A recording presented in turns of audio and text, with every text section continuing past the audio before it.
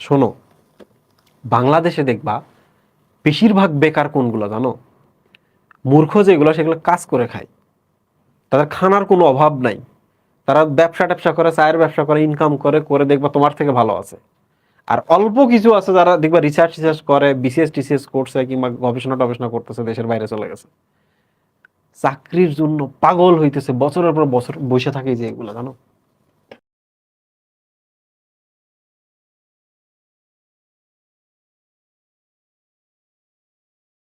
তোমাদের আমি একটা কথা বলি, তোমাদের আমি একটা স্ট্যাটিস্টিক্স দেখাচ্ছি।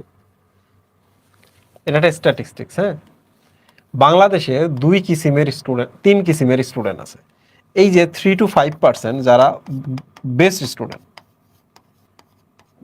ঠিক না সবি ভাই? আর এই যে এখানে আছে 50% স্টুডেন্ট, 50 না একটু কমাই দিই, ধরো যাক 40% স্টুডেন্ট। এই এরা হচ্ছে মধ্যবিত্ত টাইপের।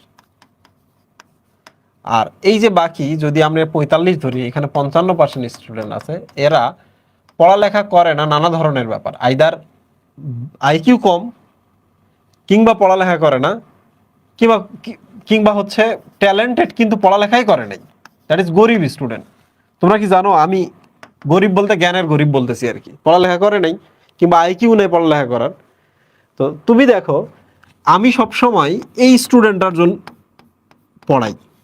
একটু খেয়াল করো, সবাই আমাকে বলতো ভাই আপনি করেন, ওয়ান শটটা একটু বেশি বেশি নেন, ইউটিউবে একটু বেশি বেশি ভিডিও দেন, সহজ সহজ ভিডিও দেন, 1 ঘন্টার মধ্যে একটা চ্যাপ্টার শেষ করে দেন। দেখবেন যে পোলাপান যখন বুঝবে যে 1 ঘন্টার মধ্যে রাজীব ভাই ক্লাস শেষ করে দেয়, তখন রাজীব ভাইয়ের কাছে আসবে।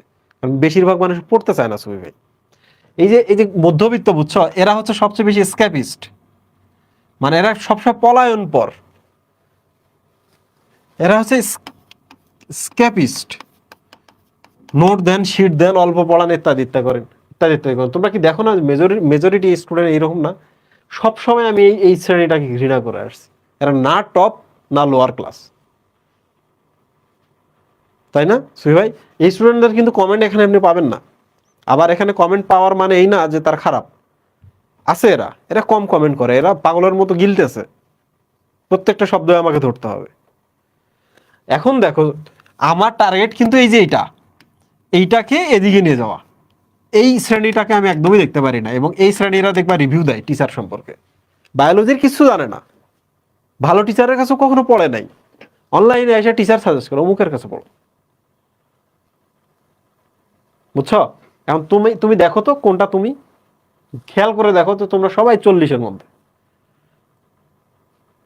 এরা টিচারকে বলে তাড়াতাড়ি পড়ান, কয়টা ক্লাস লাগবে ভাই, কত দিনের মধ্যে শেষ হবে ভাই, বেশি হয়ে যাইতেছে, তাই না সুই ভাই? এরা স্ক্যাপিস্ট, দেয়ার স্ক্যাপিস্ট। এরা এরা কি হয় জানেন?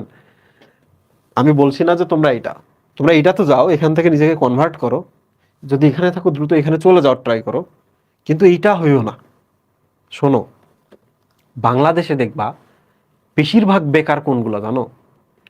মূর্খ যেগুলো সেগুলো কাজ করে খায়। তাদের খানার কোনো অভাব নাই। তারা ব্যবসা ট্যাবসা করে, চায়ের ব্যবসা করে, ইনকাম করে করে দেখবা তোমার থেকে ভালো আছে। আর অল্প কিছু আছে যারা দেখবা রিসার্চ টিসার্চ করে, বিসিএস টিসিএস করছে কিংবা গবেষণা টবেষণা করতেছে, দেশের বাইরে চলে গেছে, চাকরির জন্য পাগল হইতেছে, বছরের পর বছর বসে থাকে যে এগুলো জানো। এটাও হয় না, না ওরা চায়ের ব্যবসা শুরু করতে পারে, চায়ের ব্যবসায় কিন্তু চাকরিজীবীর থেকে বেশি ইনকাম, এবং কি ফ্রিডম আছে, না ওরা এই জায়গায় যাইতে পারে। তার মানে এই পরীক্ষার হলে গিয়ে তোমরা দেখবা, যখন চাকরির পরীক্ষা দিবা, বিসিএস এর পরীক্ষা দিবা, দেখবা হাজার হাজার মানুষ, তোমার ভয় লেগে যাবে, এত মানুষ আমি কেমনে হবে। আরে পাগলা, তুমি এখানে যাও, এই নাম্বার কখনো দেখো না, তাই না সুই ভাই? তো স্ক্যাপিস্ট যারা, তাদের খবর আছে।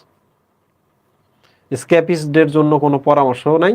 স্ক্যাপিস্টদের জন্য পরামর্শ হলো আইদার ইডিয়ট হও, শরম লজ্জা কম থাকবে, কাজ টাজ করে খাইতে পারো ভবিষ্যৎ জীবনে।